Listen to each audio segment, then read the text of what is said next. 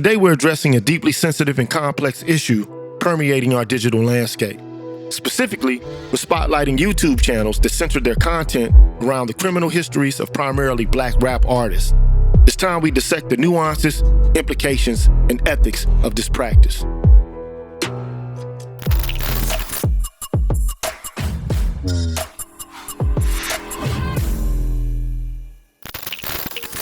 Several channels like Vlad TV, Trap Lord Ross, and Rizzle have built their entire platforms around detailing the lives of Black artists, many of whom have met a tragic end.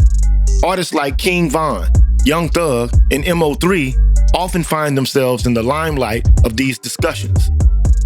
King Von, born Devon Daquan Bennett, was a gifted artist from Chicago whose life was cut short by a tragic shooting in Atlanta. His music, a reflection of his challenging upbringing, which included immersion in poverty and involvement in Chicago gang life, now posthumously serves as fodder for these channels. Similarly, Jeffrey Lamar Williams, better known as Young Thug, an influential artist from Atlanta, currently finds himself embroiled in a legal battle. These channels pick apart his case, often glossing over the vital context of his upbringing and the societal factors at play. Lastly, we have Melvin Noble, known to many as MO3, a Dallas-based rapper who was brutally murdered in a daytime shooting. His music mirrored his struggle with poverty and violence, but these channels often reduce his life story to sensational sound bites. Now, the problem lies not in the discussion of these artists' lives, but in the manner these narratives, and even their deaths, are packaged as consumable, profitable content for detached viewers. The line blurs when such narratives become exploited for entertainment, lacking empathy and understanding, thus perpetuating harmful stereotypes and biases. Rapper 50 Cent once described hip-hop as a safari that allows people who aren't under those conditions to come closer to inner-city life, to explore it without actually being in danger. His words shed light on a disturbing reality.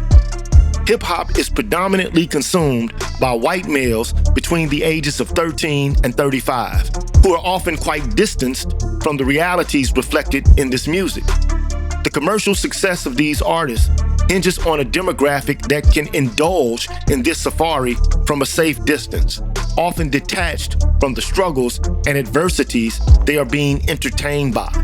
This unsettling dynamic raises ethical questions about the line between exploration and voyeurism, and commodifying real-life hardships for entertainment.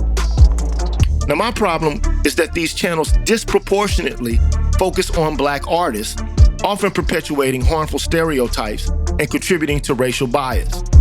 The problem isn't crime coverage per se, but the biased selectivity of it. We must question, why don't we see the same intense focus on white or Hispanic artists? In their intense focus on Black artists, these channels tend to ignore an important truth.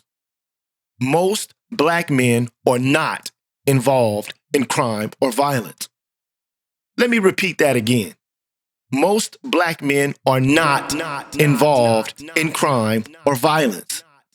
These videos can contribute to the harmful stereotype that Black men are inherently dangerous or criminal, further fueling racial bias and misconceptions. This selective focus feeds into a one-dimensional portrayal of Black lives, ignoring the diversity and complexity of Black experiences. Yes, crime exists within every racial and ethnic group, but focusing solely on the Black community creates an unbalanced portrayal that breeds prejudice. Again, we must question why we don't see the same scrutiny directed towards white or Hispanic artists, or the discussion of white or Hispanic people that are involved in gangs. The issue isn't about covering crime or violence, it's about ensuring that such coverage doesn't unfairly target one demographic while ignoring the others. Let's challenge the narrative and focus on artists' triumphs, their talents, and the positive influences they've had on their communities, along with their struggles.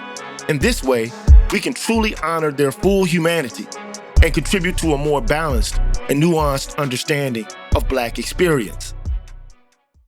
To truly understand rap artists from the inner cities in America and their experiences, we must take into account the systemic issues at play. Many come from socioeconomically disadvantaged backgrounds due to historical discriminatory policies like redlining and restrictive covenants. The grim reality is that homicide is the leading cause of death for Black males between the ages of 13 and 35. The same white demographic that primarily consumes this genre of music.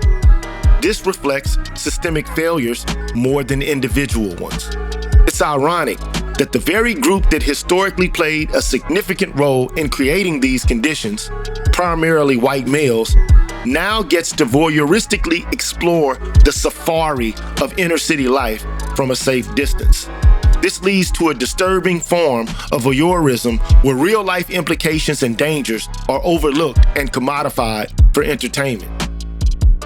The commodification of these artists' real struggles and lives into entertaining content without providing comprehensive context or respect is deeply exploitative. It portrays a disconcerting dynamic where channels might be prioritizing profit over the dignity and complexity of these individuals' lived experiences. The responsibility to challenge these practices falls on us all, the consumers. We must critically engage with the content we consume and the narratives we share. We need to ask ourselves, are we okay with decontextualized narratives being exploited for profit? Or should we shift our support to content creators who approach these cultures and communities with empathy, respect, and understanding? Anyway, man, thank you for joining me in this essential dialogue. As consumers, we hold a significant influence over the digital landscape.